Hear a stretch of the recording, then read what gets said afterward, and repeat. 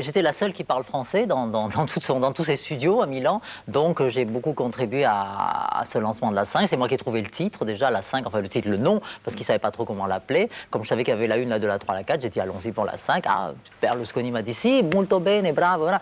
Et c'est comme ça que ça a démarré. Et bon, comme tous les invités français venaient tourner à Milan, je faisais un petit peu la traductrice. Alors c'est comme ça, bon, il y avait Christian Morin, il y avait Isabelle, il y avait tous ces gens qui étaient invités, et j'étais obligée de traduire un petit peu entre italien et français. Alors pour marquer cet événement, qui n'en est pas vraiment un, mais pour rappeler le lancement de la 5, qui fait toujours plaisir à tous ceux qui s'intéressent un peu à la nostalgie à la télévision, c'est le cas de Michel Royer. Retour sur cette soirée mémorable, la soirée d'ouverture.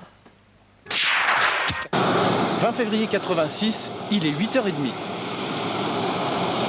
18 millions de Français sont en mesure de recevoir la première chaîne privée et gratuite de France.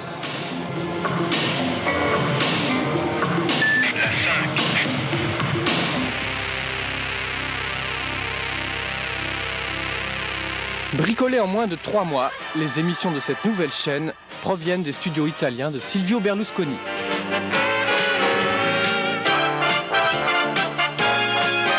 Nous sommes très heureux de vous souhaiter la bienvenue sur la 5.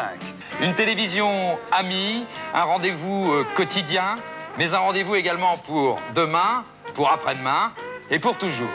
Mesdames, Mesdemoiselles, Messieurs, nous sommes très heureux de vous présenter maintenant l'équipe de la 5.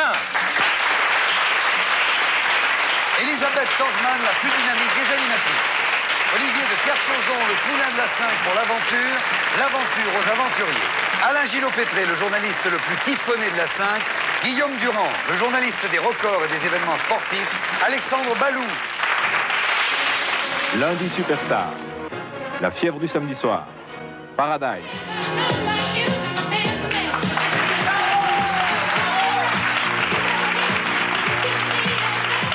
Bonne chance, la 5.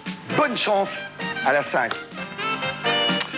La 5, c'est classieux. Je suis ravie de chanter ce soir sur la 5. Carmen Russo. Ce soir, je donne le cœur, la 5.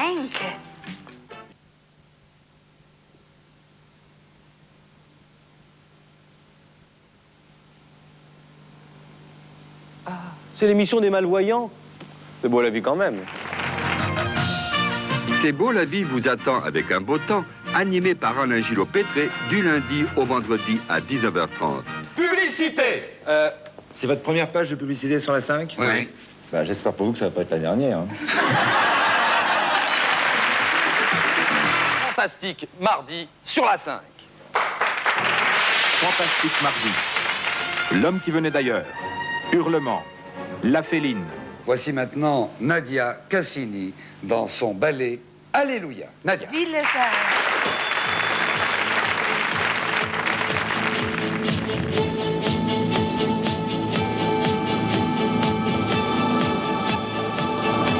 Un an et demi plus tard, on s'en souvient, la 5 changeait de formule et Robert Hersan, le nouveau patron, y introduisait notamment l'info. En mai 90, il confiait la chaîne à Jean-Luc Lagardère et le 12 avril 92, la 5 s'éteignait pour toujours.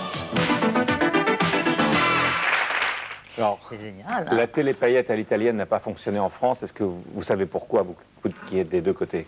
Ça me fait drôle de les voir, ils ont jamais été aussi propres sur eux depuis. Hein. C'est-à-dire qu'ils étaient tous impeccables. Pourquoi ça n'a pas fonctionné? Je crois que c'était trop tôt. Maintenant, on en rêve de cette télé, on essaye de la faire, mais à l'époque, c'est vrai que ça arrivait comme un choc. Bon, on était habitué à voir des chanteurs, des chanteuses se présenter en tenue beaucoup plus de tous les jours, quotidienne, disons. Et puis là, on a vu, ils ont mis le paquet, c'était Las Vegas, des girls, des plumes, des machins. Donc les gens ont dit, tout ça, ça fait folie bergère, ça fait ringard, ça fait toc, c'est spaghetti. Enfin, ils ont dit de tout. Alors qu'en fait, après, bon, ça c'était les médias, mais en fait, quand on parlait au grand public, ils disaient sans arrêt, mais pourquoi ça s'est arrêté? Que vous étiez bien habillés, vous nous faisiez rêver. Parce que le grand public aime ça. On en revient à ce que je disais sur le samedi soir. Le public du samedi soir voulait ça. Et donc, après ça, j'ai vu que les grandes chaînes, TF1, etc., ont essayé de faire la même chose avec des grands spectacles, des beaux studios éclairés, plein de néons, etc. Mais c'était un peu trop tôt. Alors nous allons terminer avec le jeu Télédimanche qui continue. Malgré ce qu'a dit Carl Zero, jeudi soir à nulle part ailleurs, ça nous a fait bien sourire, c'est pourquoi nous le repassons.